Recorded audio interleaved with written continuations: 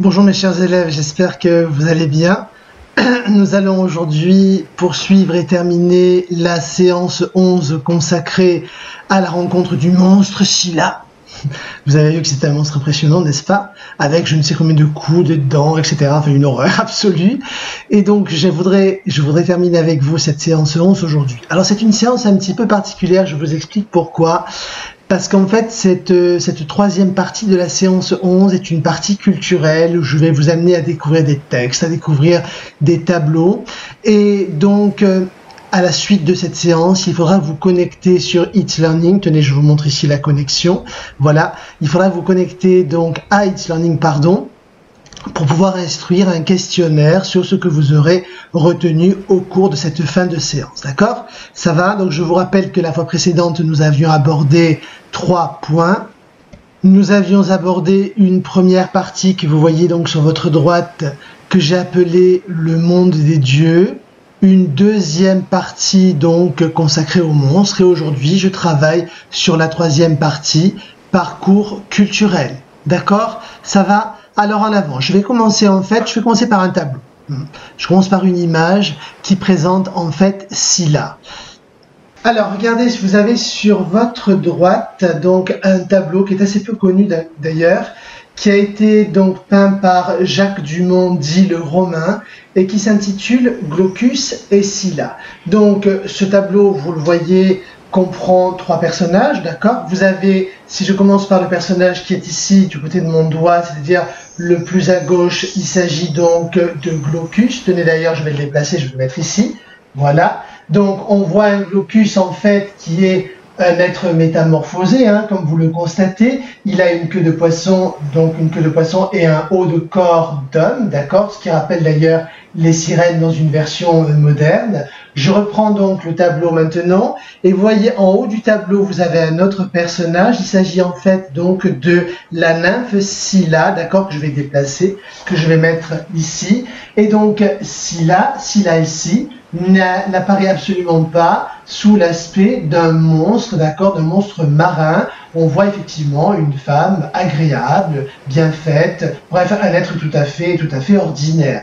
Au-dessus, regardez bien, au-dessus, vous avez un autre être, d'accord, qui est en train de tirer une flèche. Vous avez reconnu bien sûr la divinité Amour qui accompagne pratiquement tout le temps Aphrodite, la déesse Vénus ou Aphrodite, qui est la déesse de l'amour et de la beauté. Et donc évidemment, entre les deux personnages que vous voyez ici, Glaucus et Scylla, se tisse une relation amoureuse. Alors comment est-ce qu'on en est arrivé? Comment est-ce qu'on en est arrivé maintenant? Eh bien, à cette métamorphose de Scylla en un véritable monstre. C'est la question à laquelle nous allons répondre maintenant par, à la faveur d'un parcours culturel, d'accord, à travers les livres, les toiles, etc.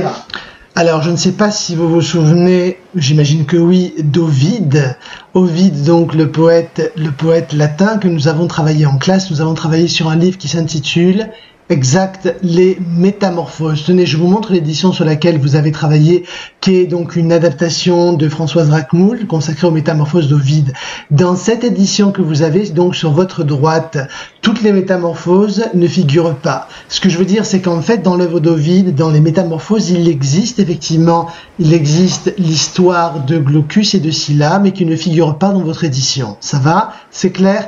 Et donc, je fais référence ici au livre 14 des métamorphoses, plus exactement du vers 1 au vers 70, dans lequel il est question de Glaucus, de Scylla, mais aussi de Circé, une déesse que vous connaissez. Tenez, je vais vous montrer ici un tableau que vous connaissez qui représente Circé. On la voit avec sa coupe, hein. C'est un tableau de John William Waterhouse représentant la coupe de Circé.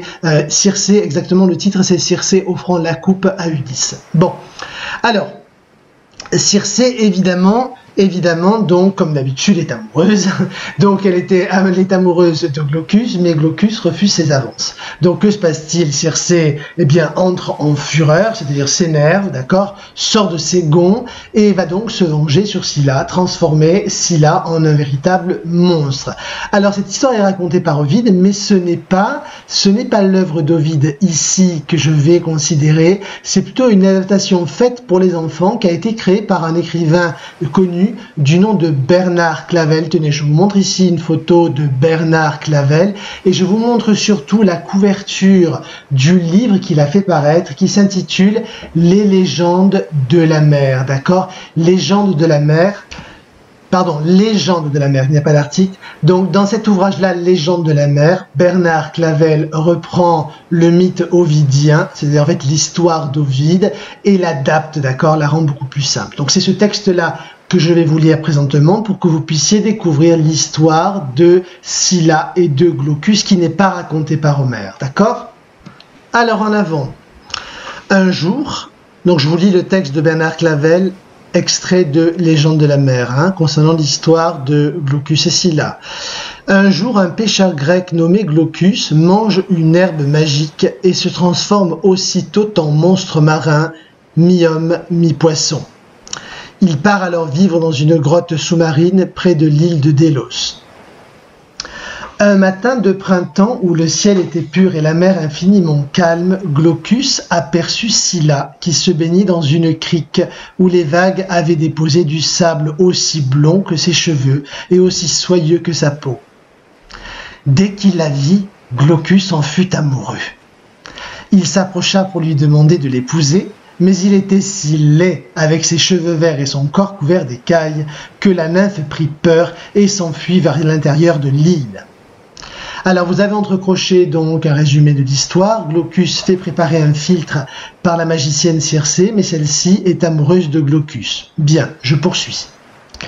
Glaucus s'en alla tout heureux, et ayant versé le filtre dans la mer, il se mit à guetter. L'éruption soudaine d'un volcan sous-marin n'eût pas provoqué davantage de remous. Après quelques minutes de cette tempête inexplicable, un monstre parut à la surface et se mit à pousser des hurlements terrifiants. Les hurlements continuaient, rappelant la voix des plus fortes tempêtes. Songeant à tout le mal qu'on lui avait dit de Circé, Glaucus comprit qu'elle s'était vengée de lui en métamorphosant celle qu'il aimait. Bernard Clavel, Légende de la mer, Hachette, 1975. Alors en fait, si vous reprenez le texte avec moi, vous allez vous rendre compte que ce texte est fondé sur une double métamorphose. C'est-à-dire que au début du texte, tenez, je vous montre une citation sur votre droite. C'est le tout début. De quoi est-il question? Il est question de la métamorphose de Glaucus, d'accord? Regardez, je vous relis le texte. Un jour, un pêcheur grec nommé Glaucus mange une herbe magique et se transforme aussitôt en monstre marin, d'accord? Voilà, donc première citation. Et juste après, donc on continue, vous avez une évocation du physique de Glaucus qui apparemment est peu avantagé, si je puis dire, peu avantagé, pardon, pour le cuir. Donc un physique ingrat. Regardez la citation, je vais la faire apparaître ici au milieu. Il était si laid avec ses cheveux verts et son corps couvert d'écailles. Vous retrouvez effectivement la même chose que dans le tableau de Dumont que je vous remontre ici. Vous voyez précisément au niveau de mon doigt, vous voyez Glaucus qui est représenté comme un être mi-homme, mi-poisson. Donc en fait, le récit est fondé sur une double métamorphose, la métamorphose de Glaucus d'un côté et la métamorphose de Scylla de l'autre. Est-ce que réellement, dans le texte que je vous ai cité, extrait des légendes de la mer, est-ce que réellement on évoque l'apparence physique de Scylla? Eh bien, pas vraiment. Pas vraiment. Dans le texte, on vous parle surtout des hurlements terrifiants de Scylla, d'accord? Et pour reprendre une autre citation, de la voix des plus fortes tempêtes, d'accord? D'ailleurs, dites-moi, le fait de réduire un monstre à sa voix, ça ne vous rappelle rien? Tenez, par exemple, je vais faire apparaître ici un monstre que vous connaissez déjà, avec des ailes. Regardez, elle devrait être à peu près la même taille que moi, non, je crois. Donc, ce monstre-là, c'est une sirène, évidemment, et vous savez que la sirène aussi se réduit à sa voix. Alors, dans le texte d'Homère, évidemment, la description de Scylla, on l'a vu, est extrêmement précise. On ne parle pas que de sa voix de jeune lion, on parle aussi des coups, on parle des dents, etc., etc. Dans le texte de Bernard Clavel, que vous avez donc sous les yeux, c'est différent. Je vais maintenant vous parler en fait d'un opéra qui a été donc réalisé par Jean-Marie Leclerc. Tenez, je vais faire apparaître une gravure représentant Jean-Marie Leclerc sur votre droite. Eh bien donc Jean-Marie Leclerc a créé un opéra intitulé Glaucus et Scylla, et je vais donc vous faire écouter un extrait et vous montrer également le livret pour que vous puissiez parfaire votre connaissance du mythe. Allez, en avant, c'est parti. Alors, avant de vous faire écouter l'enregistrement donc de l'opéra Glaucus et Scylla de Jean-Marie Leclerc, je voudrais vous présenter rapidement Jean-Marie Leclerc, parce que je vous ai dit que c'était en fait un musicien peu connu. Je vais faire apparaître ici sur votre droite un texte que je vais vous lire attentivement. Peut-être que je m'arrêterai d'ailleurs de temps en temps pour apporter des précisions. Alors en avant pour la lecture de ce texte. Donc, né à Lyon d'un père passementier. Alors la passementerie en fait c'est le travail des tissus, d'accord, de la broderie. Né à Lyon d'un père passementier, Jean-Marie Leclerc entreprend des études musicales. Âgé de 25 ans, il gagne Turin où il se forme à la scène et à la danse. Il s'installe à Paris en 1723, profitant de la protection des Bonnier et de la Mosson. Alors je ne connais pas ces personnages, je suppose qu'il s'agit en fait de ce qu'on appelle des mécènes. Vous savez ce que c'est qu'un mécène ? Un mécène, c'est une personne en général qui est bien en cours, qui a de l'argent, d'accord, qui a aussi un certain pouvoir politique et qui va donc payer des artistes, qui va financer des artistes, ce qu'on appelle donc un mécène. Et le fait de faire cela a pour nom le mécénat, d'accord. Allez, je poursuis la lecture du texte. Je poursuis la lecture. Le concert spirituel lui ouvre alors ses portes. Leclerc y brille en interprétant sonates et concertos de sa composition. Ses succès fulgurants lui valent d'être nommé violoniste de la musique du roi, qu'il intègre en même temps que Guignon. Je continue.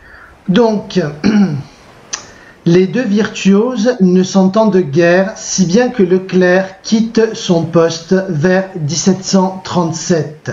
Leclerc se rend ensuite en Hollande, où il est successivement directeur de la musique de François d'Ulysse, puis de la princesse Anne d'Orange. Il y rencontre le célèbre Locatelli, dont le style et la technique le marquent profondément. De retour à Paris, Jean-Marie Leclerc fait jouer son unique opéra Scylla et Glaucus avec un succès assez mitigé. À l'affiche pendant à peine plus d'un mois, du 4 octobre 1746 à la mi-novembre, il n'atteint pas 20 représentations et il ne sera d'ailleurs jamais repris. Voilà donc pour les précisions concernant Jean-Marie Leclerc, donc le musicien dont je vous ai parlé, l'auteur de Scylla et Glaucus. Alors pour ce qui est maintenant de la séquence qui nous intéresse, plusieurs précisions importantes. Première chose, comme je vais en fait vous faire écouter le passage consacré à la métamorphose de Scylla, ce passage correspond à l'acte 5, scène 2 et 3. Dans la scène 2, vous avez la métamorphose de Scylla et dans la scène 3, vous avez le discours final de Circé. D'accord? Donc je vous fais écouter ces deux scènes de l'acte 5 de l'opéra Glaucus et Scylla. D'accord, première chose. Deuxième chose, je n'ai pas retrouvé ni sur YouTube ni sur n'importe quel support. Je n'ai pas retrouvé de représentation filmée. C'est-à-dire que j'ai trouvé la musique de l'opéra, d'accord. J'ai retrouvé l'enregistrement sonore, mais je n'ai pas retrouvé l'opéra en tant que tel, d'accord. Je n'ai pas retrouvé la mise en scène, les chants, etc. Donc, qu'est-ce que j'ai fait? Comme j'ai trouvé quand même quelques séquences intéressantes de l'opéra Glaucus et Scylla dans une mise en scène allemande, mais je n'ai trouvé que des extraits. En fait, j'ai mêlé,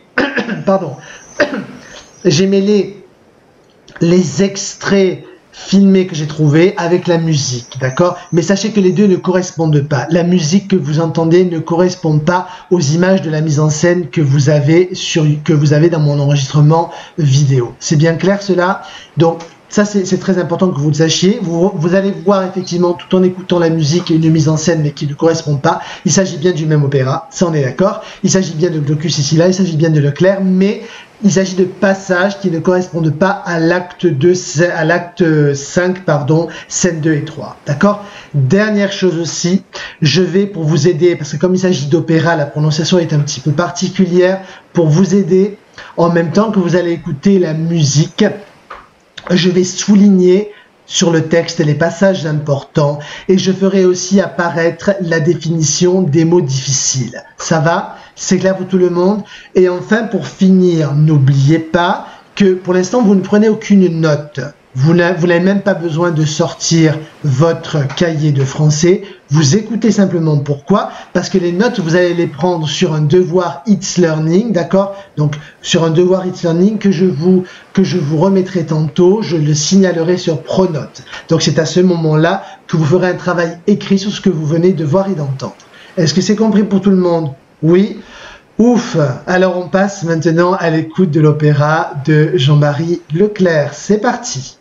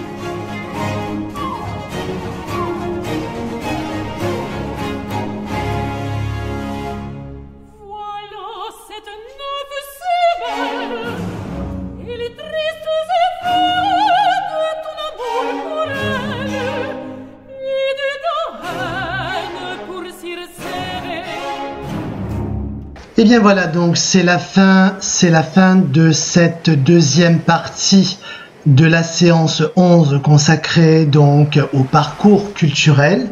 On va dire autour de Scylla, autour donc du personnage de Scylla, je vous ai montré différentes choses. Nous avons parlé effectivement du mythe dans l'œuvre d'Ovide, de la réinterprétation de ce mythe par Bernard Clavel. Nous avons parlé aussi bien sûr d'opéra, d'accord. Et donc vous venez d'écouter l'opéra de Jean-Marie Leclerc que vous voyez représenté sur votre droite. Vous venez d'écouter l'opéra de Jean-Marie Leclerc intitulé Scylla et Glaucus. Et non pas Glaucus et Scylla, d'accord.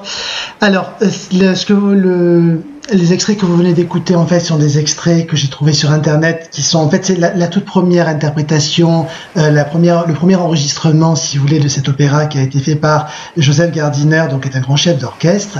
Et ce que je vous propose, si jamais ça vous intéresse, si vous voulez le découvrir, c'est une autre version de Scylla et Glaucus, qui a été enregistrée par un autre chef d'orchestre du nom de Jean-Sébastien Derain, que je vous montre ici. Donc ça, c'est la couverture du CD qui est publié. Et donc, vous avez l'opéra, là, l'opéra de manière complète, d'accord, avec tous les chants, tout le répertoire. Donc au niveau musical, on est dans ce qu'on appelle le répertoire baroque, d'accord? Ça va? Bien, c'est la fin donc de cette séance. Je vous rappelle une fois de plus que si vous êtes intéressé, vous pouvez vous rendre sur le site de la Bibliothèque nationale de France pour découvrir une excellente exposition consacrée à Homère, d'accord? Donc n'oubliez pas de le faire, ça peut être intéressant pour votre culture générale. Je vous dis à très bientôt, au revoir.